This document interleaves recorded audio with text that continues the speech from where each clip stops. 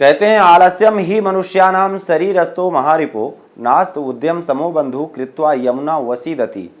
आलस्य मनुष्य का सबसे बड़ा शत्रु है और आलस्य को त्याग कर, नकारात्मकता को त्याग कर सकारात्मक सोच के साथ अपने लक्ष्य की तरफ आगे बढ़ेंगे, सफलता आपके कदम चूमेगी।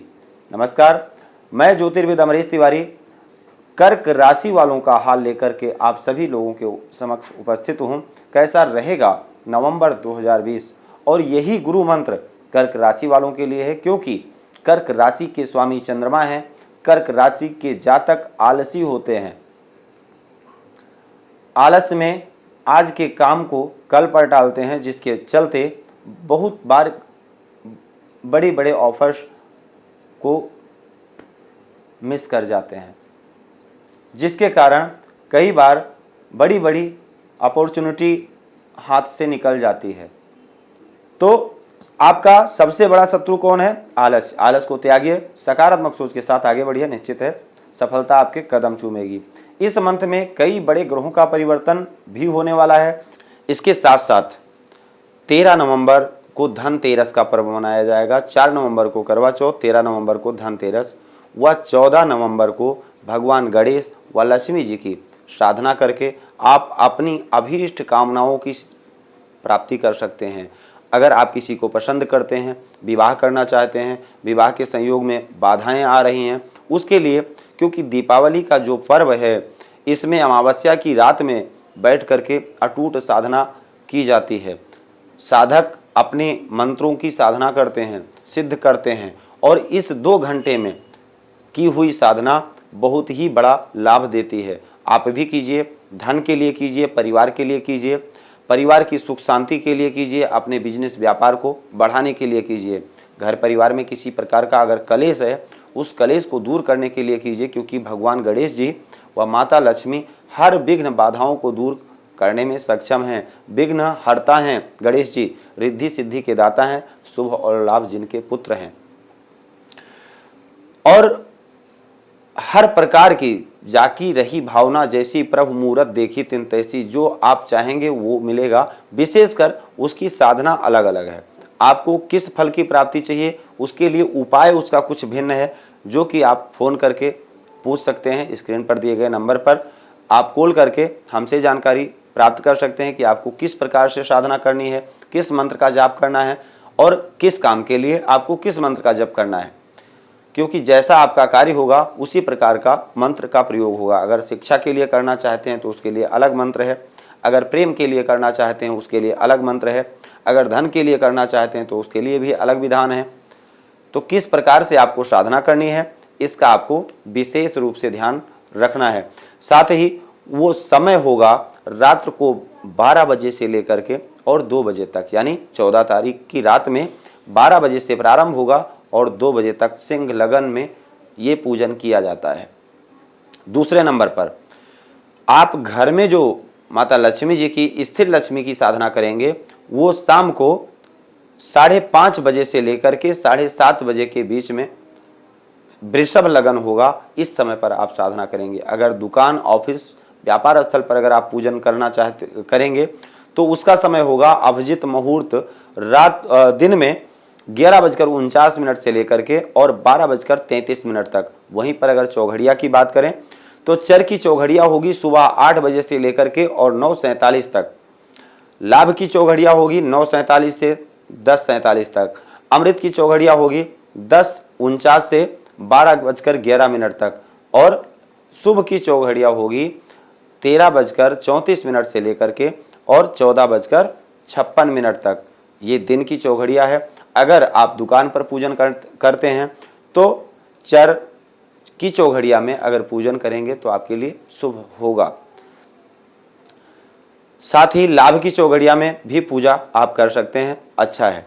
ये चारों चौघड़िया अपने आप में ठीक है, लेकिन विशेषकर चर व लाभ में आपको अपने व्यापार स्थल पर पूजन करना चाहिए। वहीं अगर शाम की चौघड़िया की बात करें तो शाम की जो चौघड़िया है शुभ की, वो 17:41 से लेकर के 19:19 तक शुभ की चौघड़िया रहेगी। 19:19 से लेकर के 20:56 तक अमृत की चौघड़िया रहेगी और चर की चौघड़िया रहेगी 20:56 से 22:34 तक। तो इन विशेष मुहूर्तों का आपको ध्यान रखना है और पूजन करना है। 14 नवंबर को मंगल जो कि मीन राशि में वक्री चल रहे हैं, मार्गी हो जाएंगे। 16 नवंबर को शुक्र जो कि नीच राशि के हैं, तुला राशि में प्रवेश कर जाएंगे।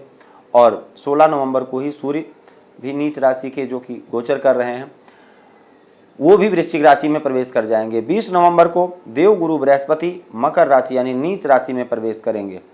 और 28 नवंबर को बुध वृश्चिक राशि में प्रवेश कर जाएंगे। क्या कुछ इसका फल स्वरूप आपको मिलने वाला है, इसके बारे में हम लोग चर्चा करेंगे।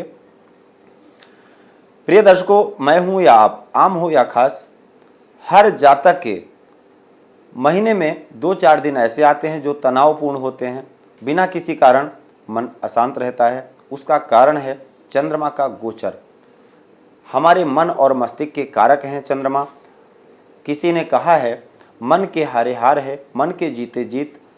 अगर मनोबल अगर हमारा सपोर्ट ना कर रहा हो, सहयोग ना कर रहा हो, हम मन से परेशान हो, तो निश्चित है बहुत ही सरल कार्य हम नहीं कर पाते हैं या हम अच्छे से बात नहीं कर पाते हैं।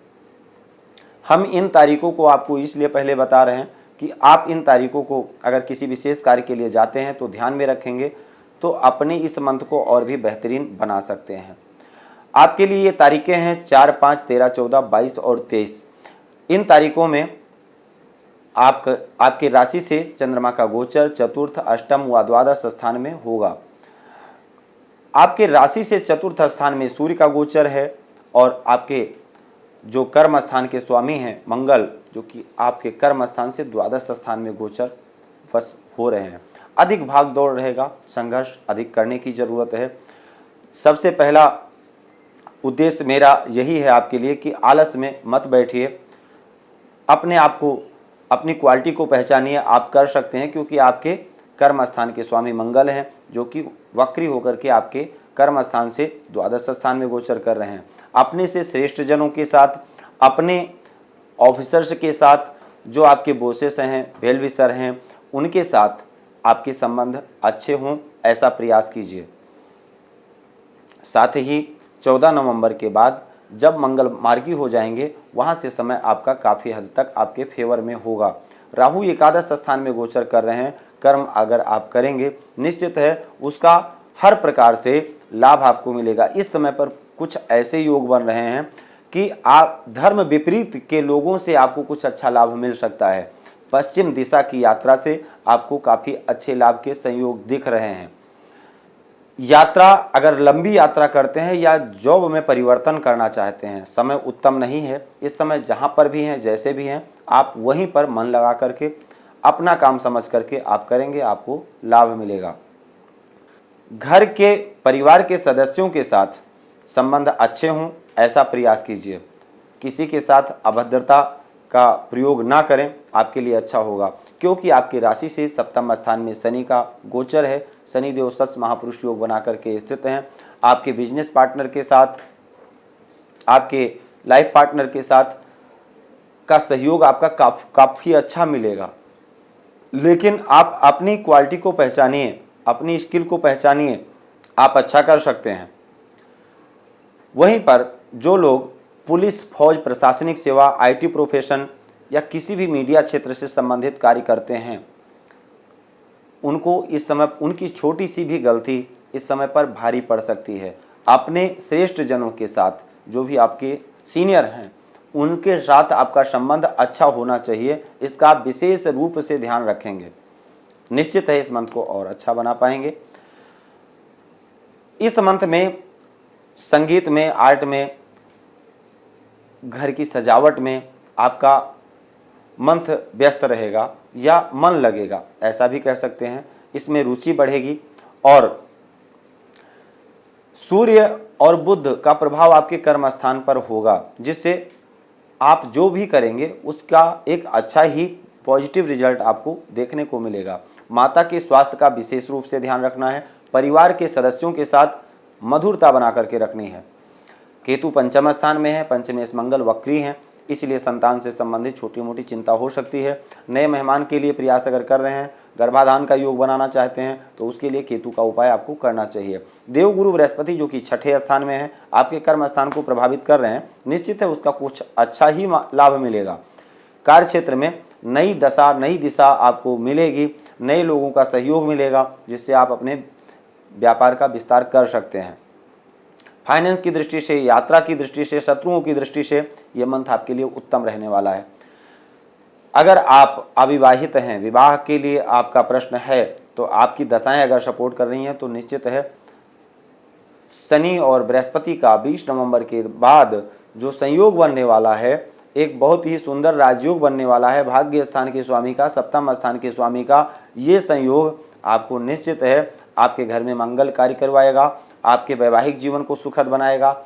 अगर वैवाहिक जीवन में किसी प्रकार की परेशानी या मतभेद आदि चल रहे थे, तो निश्चित है उसमें बड़ा परिवर्तन देखने को मिलेगा, जीवन आपका खुशहाल होगा। और अगर आप विवाह के योग्य हैं, विवाह से संबंधित आपका प्रश्न है, तो विवाह के योग बन जाएंगे। मन को प्रफुल्लित रखिए, क्योंकि शनि नकारात्मकता को देता है। आपकी राशि को प्रभावित करके सप्तम स्थान पर शनि देव स्थित हैं, इसलिए छोटी मोटी परेशानियां नब्जों से संबंधित, साठिका से संबंधित, वायु पीड़ा से संबंधित हो सकती है। इसलिए घर मकान आदि अगर सेल परचेज करना चाहते हैं, बनाना चाहते हैं, छोटी मोटी परेशानियां उसमें जिसमें आ रही थी वो दूर होने वाली हैं, खास करके 15 नवंबर के बाद।